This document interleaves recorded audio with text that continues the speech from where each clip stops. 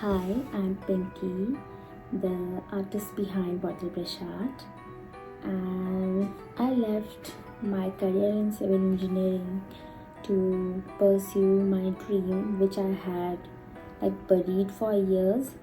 And now I run a small business where I sell original paintings and art prints, all from the corner of my cozy home studio and basically from my room or a bedroom. In this video, I'm answering 20 deep, honest, and experience filled questions about being a full time artist and how I built my art business and what I have learned along the way. Few weeks ago, I have posted a story on Instagram where I asked you to post some questions related whatever they have doubt, and so I received some of these questions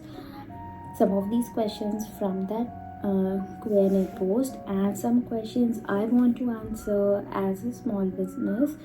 So according to my experience, I will try my best to answer all the questions. Okay, if you are an artist or someone who dreams about turning their passion into a business or a real thing, then this video is for you. So we will start with the first question.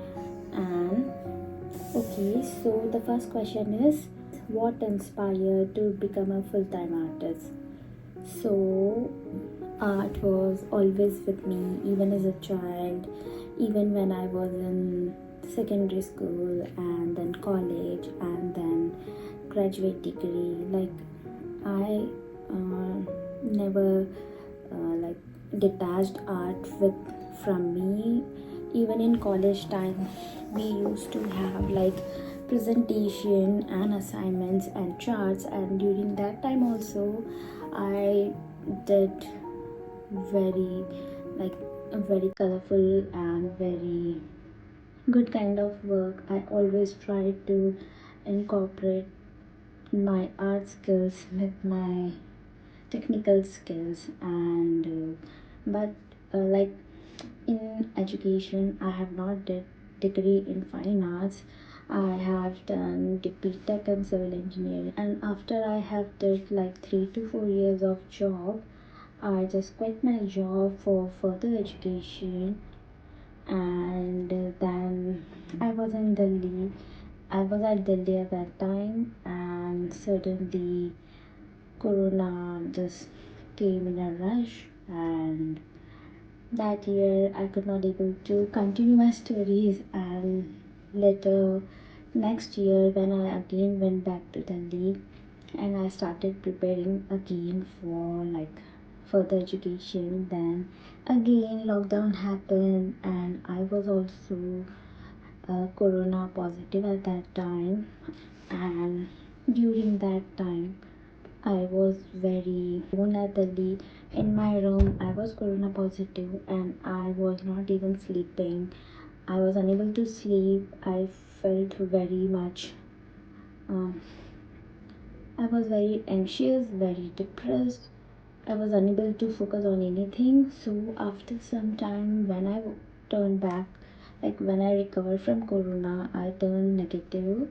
And then after came back to my home one day, when I was cleaning my room, I found a box, and inside that, and when I opened it, I found some memories of my childhood and some of the things which belongs to me, which was which I was using few years back during my school days and during before going to Corona. Also in 2015, I was also connected again with art, but in, after Corona, when I opened that box, I found paint bottles, I found brushes, and I just opened the door of art for me again. So that's how my business is like named after it, Bottle Brush Art. And I picked the art again, and that silence of Like that silence when I was in Delhi, the silence, the loneliness, and the alone time, which gave me again to see deep inside me that what I belongs to. I question myself what I'm doing in Delhi. Is it really my dream to pursue that education? That I was not sure at that time that what I want to do in my life. Even at the age of very, like, I was very older than lot of students in my class, but then when I went back to home, I found what I always loved, and I had ignored that feeling, that love for art inside me. And years later, uh, on a random day, I just found my true love for my life, and I just picked art not for occasionally and not as an hobby, but as a full-time artist. So it's been almost 4+ years since I started painting. Like I started painting again in 2021, and it's 2025.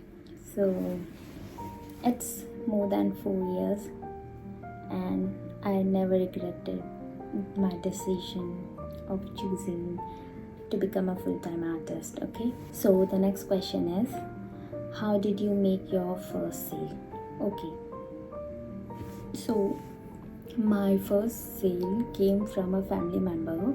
It was my brother. At that time in 2021, when I was just started painting, and I was like making an art prompt, and I was just experimenting with different art techniques at that time. So one day I just painted a very small, this much size, like smaller than A5 size paper. I painted a abstract eye. I posted it on Instagram, and my brother saw it, and he liked it very much, and he asked me to give it to him. But I said I will not give it to you because this is very on a very cheap paper, and I don't want to give you. It's a very small size.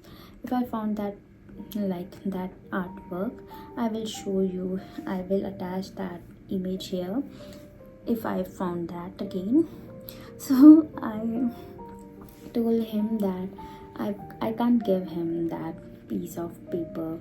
So he said, no, no, no, you give me, I want it and I will pay you. I said, no, that's not the problem. The problem is that it is not a quality that's supposed to be give someone. And he said, no, I want this painting. So I told him, okay, I will give you, and but first I need to paint the same thing in a very large like canvas, then only I can give you.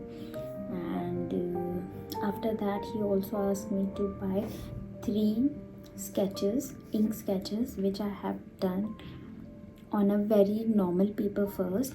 So he also found that 3 sketches of mine very attractive, and he asked me to sell, and like he wants to buy those also. So he, like, basically he fall in love with 4 of my original pieces, and I quoted him something for that. And then next, when after some time he came to home and he saw one of my painting, and he said to me, please give this one also to me, I also want to buy like this one as well. And without a second thought, I said okay, and I just quoted him the very, like, according to this time what I am currently doing, what I have earned at that time is very less. But since it's my brother, and it was my first sale, so that's that was enough for me. So those 5 pieces from my beginning, like, so valuable. Like, this is a very valuable feeling and valuable thing, that somebody loves my art or somebody likes my art and somebody wants to buy my art, and that feeling is like a very big thing. Okay, so that moment made me believe that maybe, just maybe, people would want to buy what I am creating. And even every sale, whatever I have sold till now, whatever kind of art, whether it's like, I don't only sell art prints and artwork, but I also teach. So whatever I have earned from my art, it's like a huge miracle for me, because it's not very easy. Sometimes it is very difficult to get appreciated by the people. So whatever I had made till yet, I'm very grateful for it. And so that was my first sale. Okay, so the next question is, how was your style evolved over time? So honestly, I don't believe in a style, because because don't get offended, but honestly I don't like believe in a style, because artists are creative people, and creative people keep creating creative things. That's why they are creative. If they repeat the same thing again and again like a machine, they will not like left as an a creative. They are like, they can't be all as a creative then, because creative people explore what is not yet discovered or not have seen yet. So creative people first rule is to keep creating outside the boundary, outside the box, to think outside the box. So they don't just focus on doing a specific rule or a specific thing, they just create what they feel. That's why every piece of creative person is very different. Like, yes, obviously I understand that few of the elements are very similar, because every artist like do the brush marks and brush strokes in a certain way. So yes, few of the elements or few of the brush marks or this way of putting paint is similar, but it is not necessarily important that all your pieces are like very similar to each other, because it's not possible. When you do a first art, at that time maybe you're feeling different. When you are doing a second piece of art at different time of the day and in different time zone, different environment, art is reflected by so many different things, what we are feeling, what we are experiencing, what we are eating, what we are consuming. So not all my art pieces are going to be like very similar. I don't believe in that. I believe in keep evolving, keep changing, keep learning, keep exploring, understanding, keep developing. So not all my art is going to be same in my life. Currently, whatever kind of art I am making right now, the particular style, I call it fantasy, expressionism, impressionist, realism. And why I'm calling it, because my art shows my dreams, dreamy textures, dreamy environments, and like the elements which are important to me to show in that painting. I very properly, like, I show that particular thing in a very detail. And some elements which are like there to for as a secondary important element, I do their impression work. I just paint their impressions, not properly detailed object, and then so many things like background and plants. I express my thoughts and my dreams in very expressive manner in that, and realism, because my art is like not that realism thing, but my art is currently based on mundane life, or life which happens in reality, but with a touch of dreamy and fantasy and magical world. So I call it that. Okay, my approach is basically mix of imagination, depth, and emotion. So the next question is, how do you decide what becomes a print versus an original? Most of my artworks I sell as both prints and original, but few artworks which I don't think I should like sell original artwork, because they have not enough, like when I experiment with different techniques and different style and it turn out good, but still when I see that artwork, it have no connection. I'm not feeling, if I'm not feeling any connection with that art, then I sell that as an art print.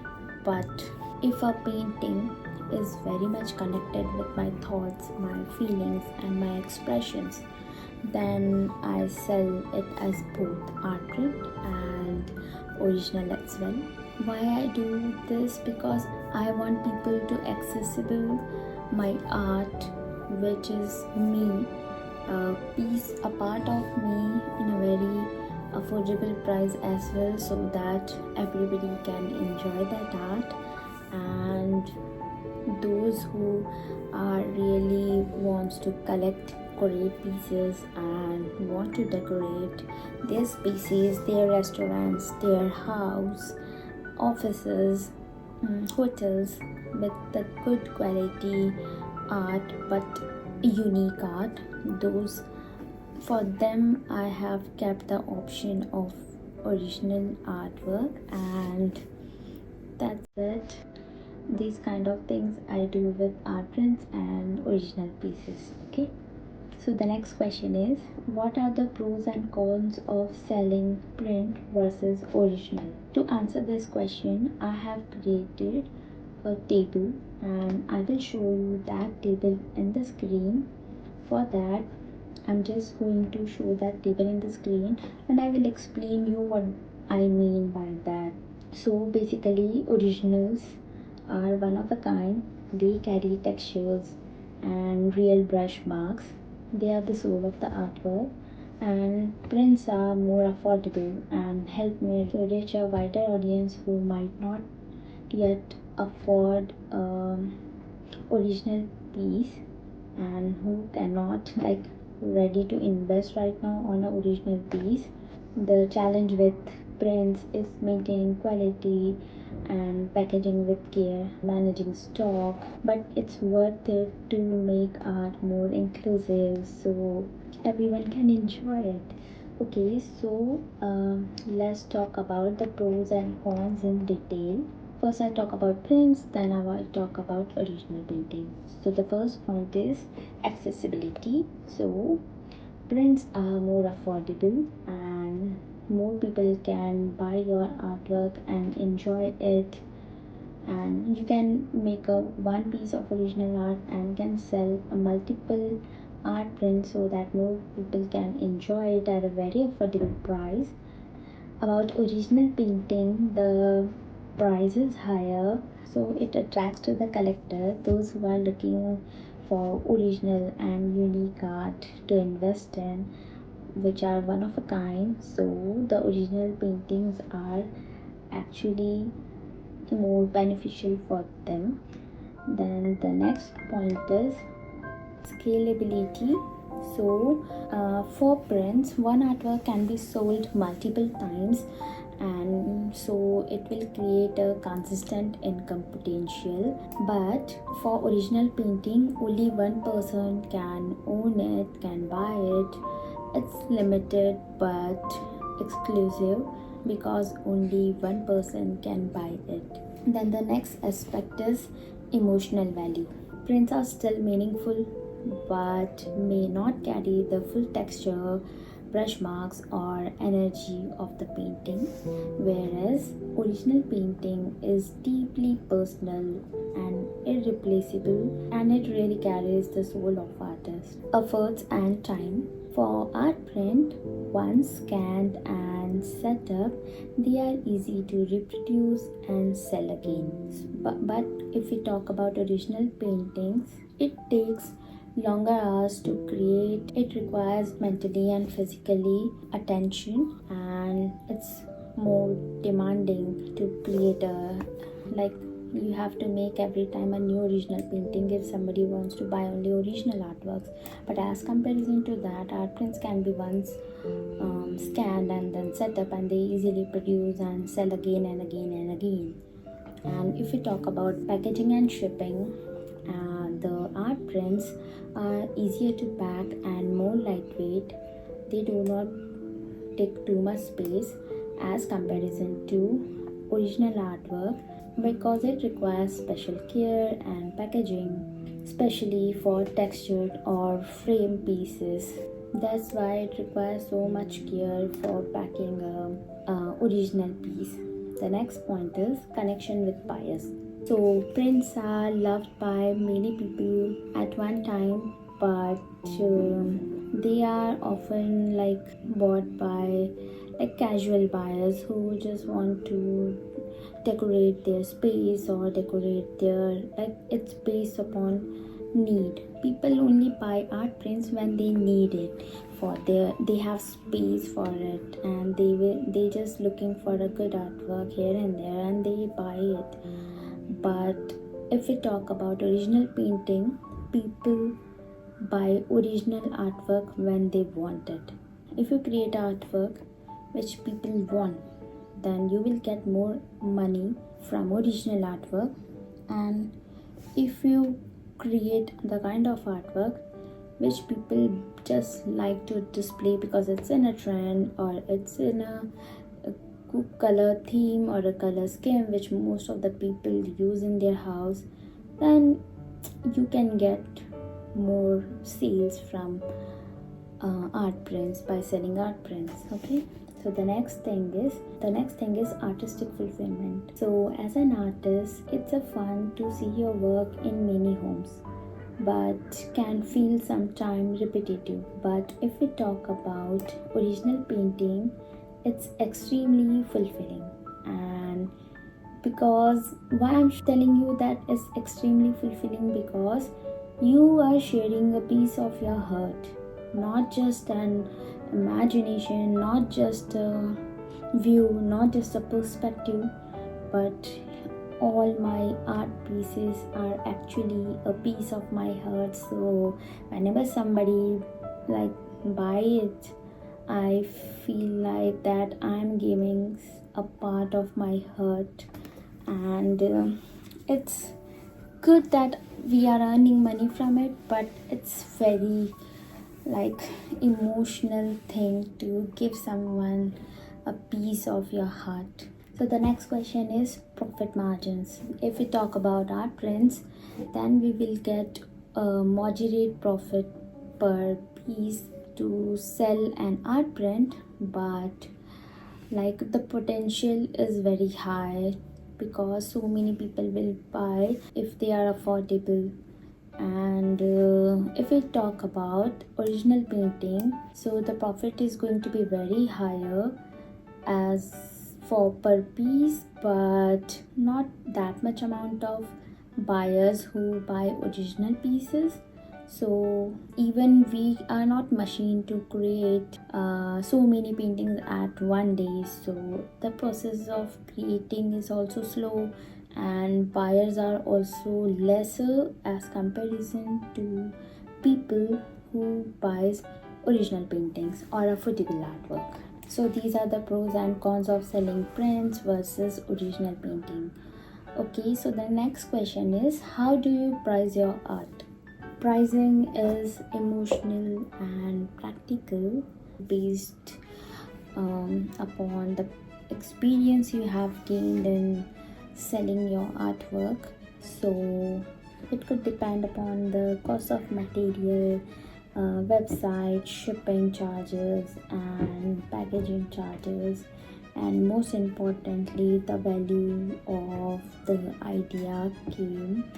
And I just learned one thing, that do not underprice your artwork to make a sale, because it is not going to be profitable in the long run. It is going to be like you will easily get into a trap once you start selling it at a lower price. And if you are undervaluing your art, then why someone will value it more? So every piece is very different from each other, and I just follow a basic plan by calculating the price of the painting. So how I do this, I will explain you, because this question I have received so many times. I have answered the question like multiple times. I will just explain you what I do with the when I need to sell my original artwork. So the first thing is material cost. So it includes canvas, paints, and if I am buying any brush or whatever brush I have bought, there is a fixed amount of price I am adding in it, and varnish or anything special which is required, whatever material is required in that painting. I calculate all the amount. I'm just taking an example. If a canvas costs rupees 1000 and I use rupees 500 worth of paint, that's 1500 in material cost. And if I'm not framing it and not applying anything extra, the 500 of the paint, which includes all the gesso and everything, whatever layers I am just applying it. If this is what I am putting on the canvas, then the next thing is time and labor. So I estimate the number of hours and charge per hour. For example, so if I'm spending 10 hours on a painting, and if I'm charging 250 rupees per hour, then that will become, so 250 rupees per hour into the total amount of time, which is 10 hours. So the cost is going to be 2500. If I'm not using this method for time and labor, then another method which I calculate, because sometimes the artwork takes very less time to paint it if you have very experience in that particular thing, but the value of that your artwork is very high than that, then I don't use that method. Then for those paintings and that kind of paintings, I use size based pricing, and for that I charge per square inch. For example, for a 12 inch by 12 inch, so 1 feet by 1 foot painting, I charge at least 15 per square inch to it can goes up high to high. If I'm charging only just rupees 15 per square inch, which is very lesser, and the canvas is 12 by 12, so 12 into 12 is 144 square inches, and for all the 144 square inches I'm charging for 1 square inch I'm charging 15 rupees. So 144 into 15 equals to 2160 rupees. Okay, so this is going to be my size based pricing. So either I will add time and labor charge or size based pricing, whatever is suitable at that particular kind of painting. The next thing which I add is complexity fee. If the painting has very intricate details, so at that, like the detailed animal, the detail element, any kind of element, flower, anything. So for that I charge extra 10 to 30% of the painting. And let's take an example. If a portrait of highly detailed work is needed, then I might add 1000 to 2000 rupees. Okay, so the next is shipping and framing. If required, I include this in the final cost. An example, if framing cost is 1000 and shipping cost is 500, then I add 1500 to the.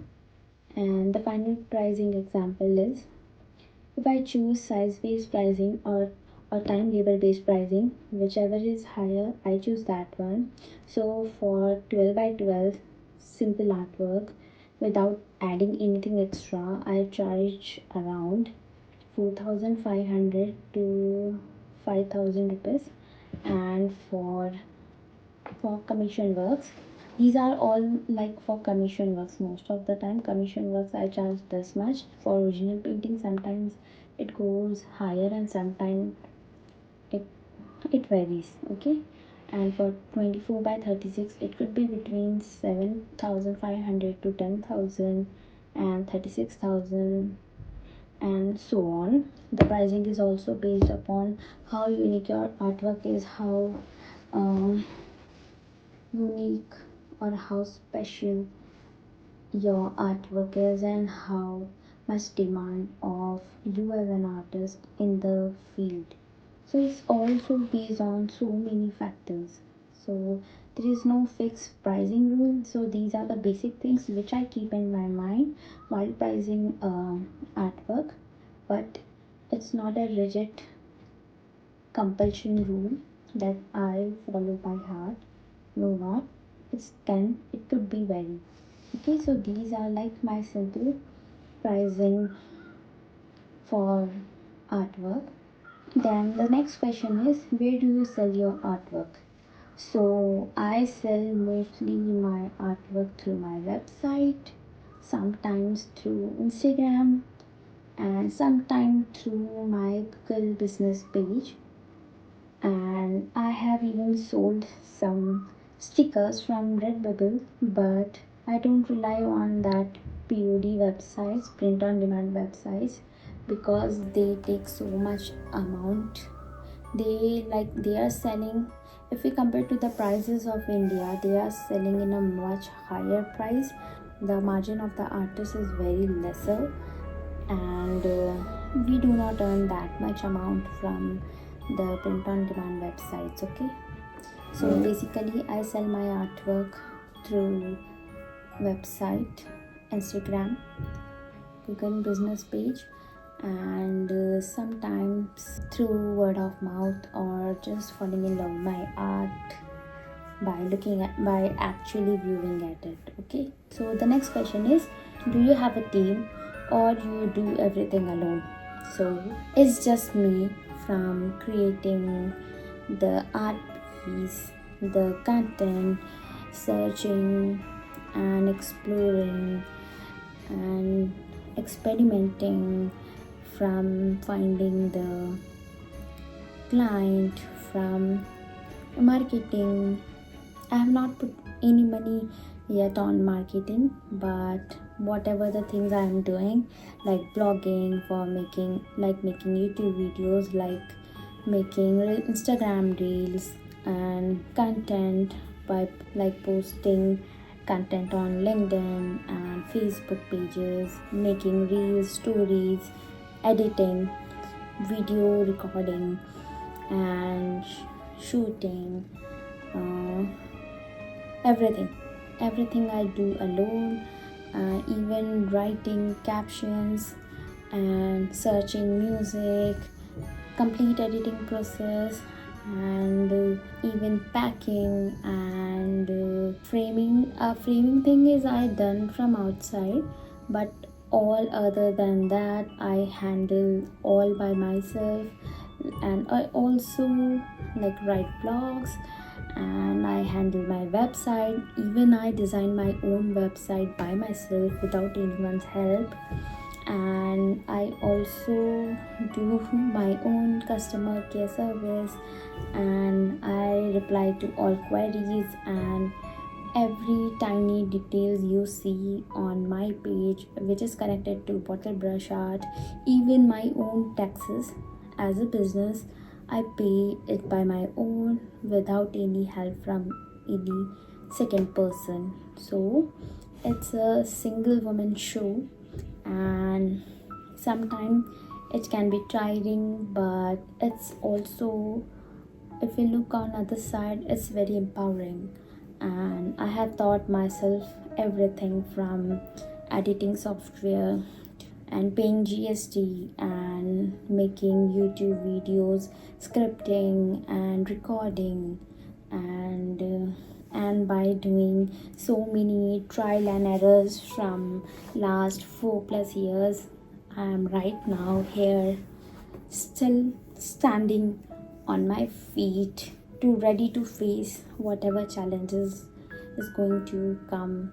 I'm ready to face already all those. Okay, so the next question is, what's the hardest part of running an art business? So actually it's an emotional roller coaster, because one day you feel that you are on the top of the world, and next day you doubt everything. And also the expenses add up of all the material, and the most expensive thing is making original artwork and investing on the material of original artwork, website hosting. Who don't know how to create website, when they hire someone to create a website, it's very expensive for them. And the packaging charges, if you want to make a cute kind of packaging, then you need to invest on so many cute stuffs to do packaging. And shipping cost is so high. Like, I have shipped all my calendars by something I don't remember. Like, I am shipping all my courier through a very trusted place, but it takes so much amount from our pocket, so the prices is going to be like very high for shipping wherever I want to ship in India as well. If I want to track down my shipping, then it is going to be higher, because I can't rely on government postal service if I want to properly track. And I just have my own doubts when I do like, I have very bad experiences also for delivering. That's why, so I just use whatever is best for my customers and those who want to buy my art. So I try my best to give my best, and even I'm paying sometimes shipping charges from my pocket. So people often don't see the back end work, they only see the output. So even after facing so many challenges, I even would not trade it for anything. I will still, if I get a second chance, I will still choose to become a full-time artist, even earlier this time, so that I learn everything, whatever I need, as soon as I get into it. So whatever you want to become, don't stop yourself, because if you are thinking that it is going to be harder, because everything is going to be harder, do you know that what is much harder? To working on something which you don't even enjoy or don't even like. So work hard what you like, and just learn and learn.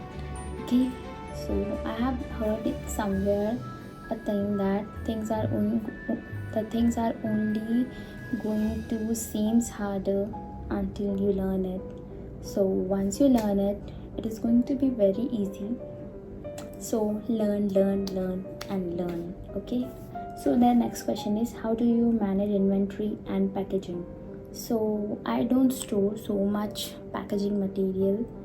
I know that it is like very expensive to buy every time whenever I receive an order, but I do not have that much amount of space. But still, I have small space in my room where I just keep like very small things like labeled prints. I have some boxes where I put the boxes, the packaging materials, the ribbons, the gift wrapping papers which I use sometimes. Basically, I do not have a printer, so I do all the printing things I source from outside and make art prints of so many at once. Only get printed my art prints when someone orders it. It is like a very big risk if you print everything at once and waiting for someone to buy. I know that printing one at a time or printing in a smaller amount is very expensive, but it is better than going in a loss. Losing a money is bigger than investing a money. So this is what happens with me. So the next question is social media important for your business? Yes, but I use it differently. Basically, I don't depend upon trends and virality. I use Instagram and YouTube to share my real side and real journey, real stories, and my process, and to market sometime my art prints by showing them, by flipping and showing them the final output. For me, it's not about selling fast, but it's about building connection. So whoever who are following me on social media, they know that I just don't push someone to buy my art. I just want them to be there just to enjoy, and if they feel a connection, then they buy it. I For to buyers, we don't, those who want it, we don't need to like force them. They just come on their own, and those to whom we are like forcing, those are not our actual fan or not our actual buyer. So don't force someone to buy, to like, to share, to subscribe or anything. If somebody wants to buy from you, somebody wants to watch art from you, watch content of yours, then they will definitely come to you at their own speed and their own way. So don't just force anyone to like your content, to don't send anyone your reels to get more likes, more. It is not helpful. Nobody will like your content if you keep doing this, okay? So just don't do it. People like genuine connections, they don't like forced connections. I'm one of those who don't like when somebody force me to do something, whether they ask me to follow, subscribe, or to like. I don't do that. I just don't follow that person anymore. Like, I feel it gives me a very bad impression when somebody does that. If I like that person's page or their artwork or something, I will go to that place now. Why somebody is forcing, no, like my artwork, and sending you their reels and videos? I don't know why people does that. Okay, so the next question is, what type of content works best for you on social media? On If I talk about YouTube, then few of my painting process video goes viral. I don't know how, and they are very longer videos, like more than 50 minutes video. I don't know how it got so much attention and viral, but like so many people have watched it. And if I talk about more, then sometimes my art vlogs and my behind the scene, enjoying my day, mundane days and mundane activity and honest talks, these kind of. And sometimes when I show my desk area while doing painting, then those works better. But if I talk about Instagram, then the most like viral content, or the content which works best for me, where I got so many attention and so much followers, are those where I genuinely put the text hook what I was feeling. Like when I told everyone that I'm doing Instagram from last 4 to 5 years, and not even 500 people have followed me, because that time, even after doing Instagram content, I have not even reached to 500 followers for 4 years, and it was such a shock. So many people have like replied on that and commented on that. And another contents are those where people found it useful, and sometimes the content where people found it relatable, those kind of content. And like if I do something else, if I when I show the process, like I don't get views on the process videos and this kind of videos and that kind of videos or mini vlogs.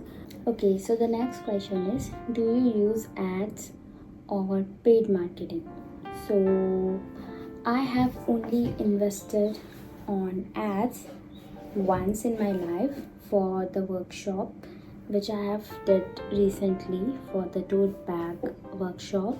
I just run ad for 3 days in my local area around me, and other than that I have never used any ads for website and for my YouTube or Instagram. And like for twice I have posted, like I have boosted to post on my Instagram a long time ago, before I have reached to 500 followers. At that time I boosted to post, but it didn't gain anything, but it took so much from me that my Instagram account was stuck at less than 500 followers for more than like 4 years. And so I never just did that again, the boosting thing. And I even don't like to run ads for my business as well. Maybe in future, if I learn about marketing, then I will do a paid marketing, but right now till this point I have not yet done this. Okay, so the next question is, how did you find your artistic niche or voice? So like when I started as an artist, I tried to like do whatever I see on Instagram, on YouTube, on Pinterest. I just love to explore. So I tried so many kind of artworks, so many styles, so many techniques, and I have copied a lot of from a lot of artists, but I never sold them. I just copied those artwork as to learn from them. I took also permission from those artists before posting those artwork on my YouTube. Like I have did one copy art of Messy Ever After's girl woman portrait, and recently also I have did someone's copy artwork, and I have took permission from her to, I don't remember her name, but I took permission from her before posting it on any Instagram. So I don't misuse someone's artwork and don't sell their artwork, but whenever I like copy someone artwork, before uploading it anywhere I took their permission. If they say yes, then only I put it, otherwise it's a no. Okay, so to how I find my artistic niche or voice. So when I stop looking on social media and observing around me, I have also posted a blog post on my website which is about art of observation, because it is very important thing to learn. if your observation is not good, you will not learn to make unique artwork. You will not learn to, it is very difficult actually, not impossible, but if you want to make your artwork unique, then you need to learn to observe things. And if you learn to observe things in your own way, by not seeing through it someone's eyes, then this is going to be your unique voice. And to, if you see things in your own way, you show them in their own way. So whoever create their own way are the people who see things in their own way. They don't see a same building, architecture, drawing to someone's by, they don't try to learn to understand a object, like a body of object from someone's by just looking at someone's eyes. They also try to see the thing. If I want to draw a tree which is in front of me, I will try to break it down according whatever I understand from it. I will definitely will not try to copy what is other people is drawing by observing that tree. Yes, it is good to see what others are doing, but sometimes what others are doing distract us from what we can do. So improve your observation skill. So I improved my observation skill, and I observe my environment, my nature, my feeling, my dreams, own surrounding. I started making my own unique art. So to start painting in your own way, you have to look things by your own. You will not just sit in a space and learn everything. By starting painting the things or objects or people which you love is going to be like help you to reach where you want to be rich as an artist. That's how my underwater world of the fish painting I will show you here is came to life. And two of my recent paintings which you could see here came to life by sitting on my bed in my room. They just evoked something on me, and they wanted me to paint it. I believe in this thing that painting comes to us. We don't go to a painting, like style come to us. We don't go to style, and it comes very slowly, not in an instant. You grow it slowly by understanding yourself, your truth, your deep connections with yourself is going to be there to make you reach there where you want to be. Okay, so when I started thinking magical, my artwork turned into magical, and my niche was already in me. And you don't have to see somewhere to find your niche, like it's already in you. You just need to stop looking outside, just start looking inside and accept it. That's it. The next question is, what's your best branding tip? Currently I'm not following any branding thing, but I'm working on it. I'm just designing my own logo right now, and I'm in the process. And it is like it is very detailed logo, that's why I'm taking it so much longer. And so once I finish it, maybe I will talk about this question. But right now, only things I'm going to say about it, like the branding tip, is what you want to make other people to see in you, to be you, to be warm, be real, be consistent. Whatever you want to see as an artist and as in your passion, use those things. Don't copy it from others. Do or show what you are, not what they want to see you in. Don't try to be perfect, just be you. Nothing is going to be as unique as you are right now, as your authentic self. So that's your superpower. Just be you, be real, okay? That's my branding tip, okay? So the next question is, do you have a routine or ritual that fuels creativity? Yeah, sometimes yes, sometimes no. Sometimes when I just want to create art when I get inspired from other, like I just want to like explore. At that time, I do not follow any ritual. I when I see some art and I want to okay, so when I see someone's art and I just want to recreate or learn or like do a what we say to that word, art copy, no,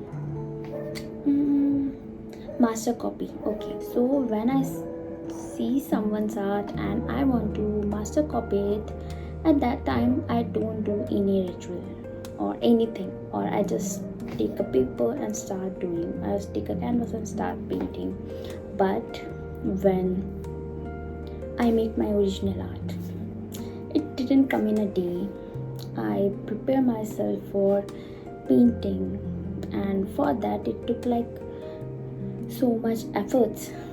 For starting a painting, it took so much effort sometime, because there is always a fear of ruining something before we started it. So sometimes I romanticize my life by turning on the lights, getting dressed up sometimes like I am doing right now.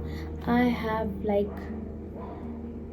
imagined this scene a lot of time in my room, and I prepared for it, and I'm in front of you recording it the way I want to be it look at.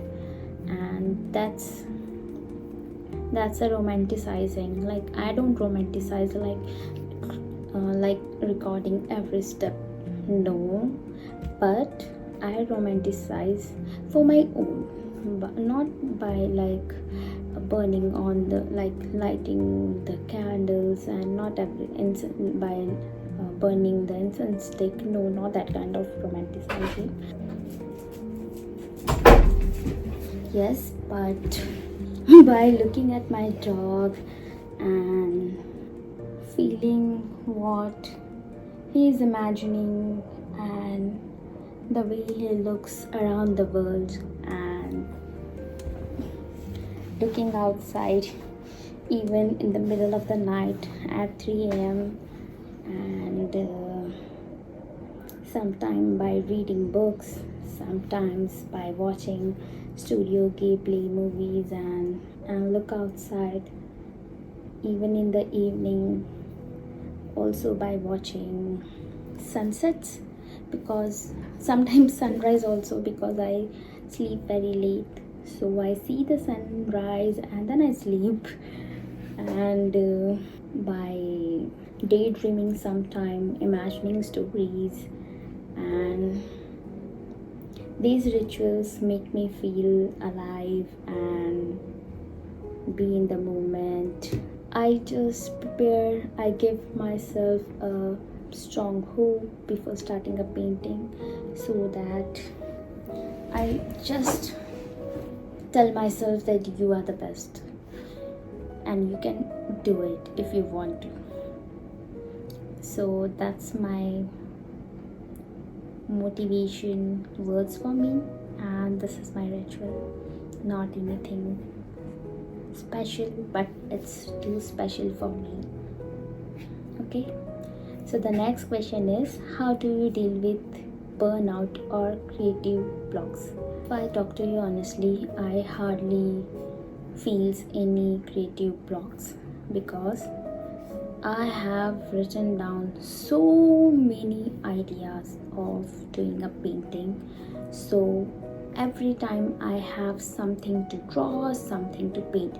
Even if you ask me that if I don't need to record this video and if I don't need to edit, I can sit for hours and days and weeks and months to do just painting. I have so many ideas in my mind, in my diary written, and I have lots of ideas for my future paintings. Like I have ideas for more than 4-5 years. Like I am set. If there is someone who can edit my videos and record my process and everything, I will just sit and paint and paint and paint. That's it. I hardly feels any creative block, but how I will tell you, like I feel creative blocks for other thing, like what should I talk about in my next YouTube blog, what should I post in my Instagram reel. For those things I feel little I have a creative block, but and sometimes I feel burnout, but that also works. Like I don't fix myself in a box, and I very open to learn so many new things. Like before few months I was not ready to come in front of the camera, and I was unable to talk in front of the camera, but right now I'm just recording everything in front of the camera, and I'm not feeling shy, I'm not doubting myself. Whatever I am, whoever I am, let be me, and I just doing it. So if I want to give you some tips, then I will tell you to take breaks from social media, breaks from movies, breaks from watching Korean dramas, breaks from, I just ask you to go offline, read a book, or watch a Harry Potter again 1,000 times, or watch a horror movie only. Okay, if you have a strong heart like me, or I will ask you to ask questions.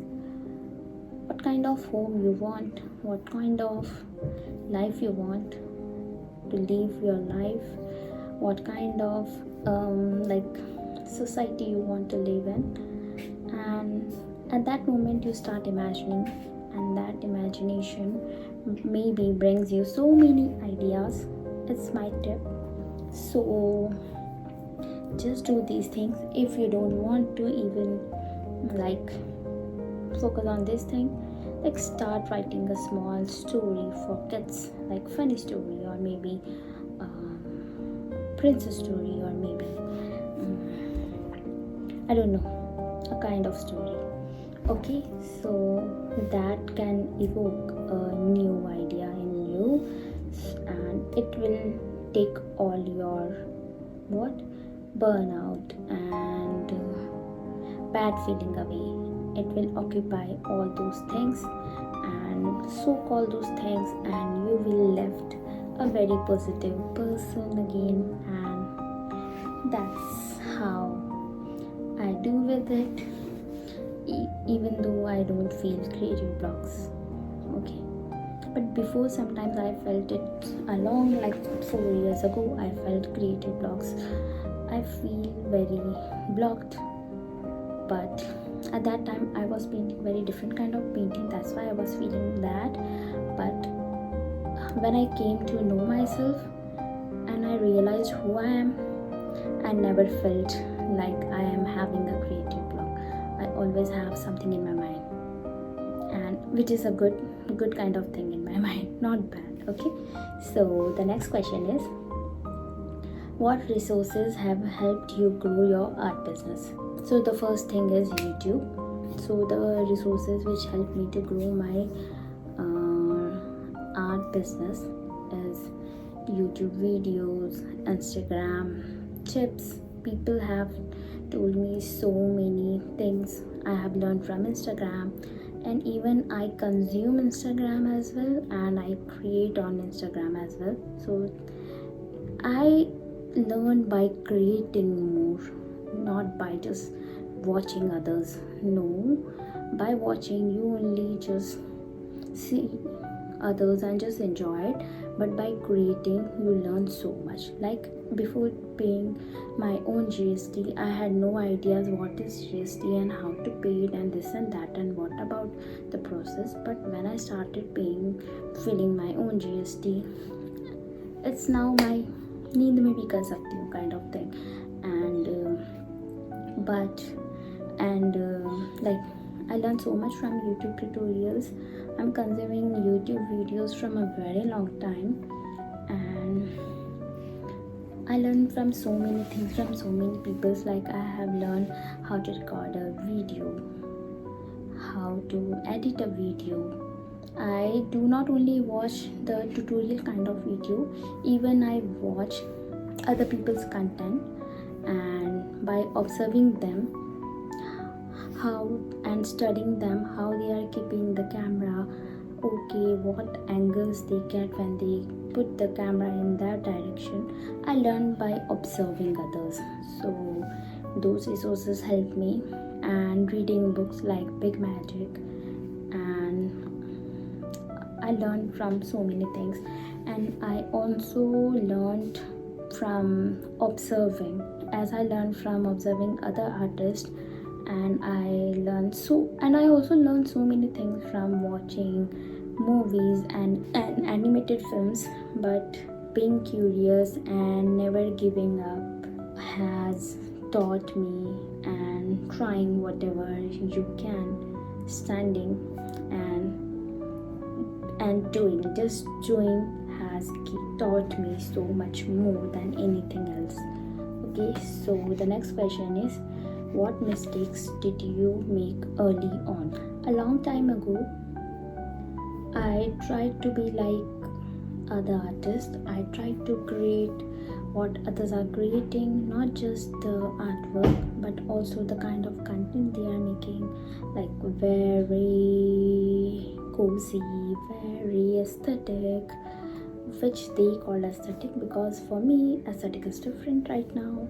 And like I just tried to follow what others are doing, but in the end I found out myself that I am not what others are doing. I am what I feel like I'm doing it, and which is real me, authentic me, and true me. So when I stop following others' path, copying others' methods, just stop myself behaving like I am ABC person, and just trusting my instinct, I improved a lot. And what else? Like I was waiting a lot, and before I used to like wait a lot for being a perfect, like having a perfect room, having a perfect camera, having a perfect studio, having a perfect paints, having a perfect mic. I stopped myself, even though I could make this kind of videos in any place. Yeah, I know that I could, because I'm the same person still. But I thought maybe if I have this thing at a time, I will be better. If I have this, then I will record better. If I have that, I will paint better. But no, those things are not going to make you better. You can't be perfect. Nobody can be perfect. There is no such thing as a perfect. Okay, you can be you, not a perfect. So stop waiting for getting perfect. Even if there is a certain thing, if there is something which is called perfect, you only going to be reached there when you do, by doing things imperfectly first. Okay, so just start. Okay, so just start. You will learn along the way. And now the next question is final advice for aspiring artists. So be patient, show up, create from your own heart,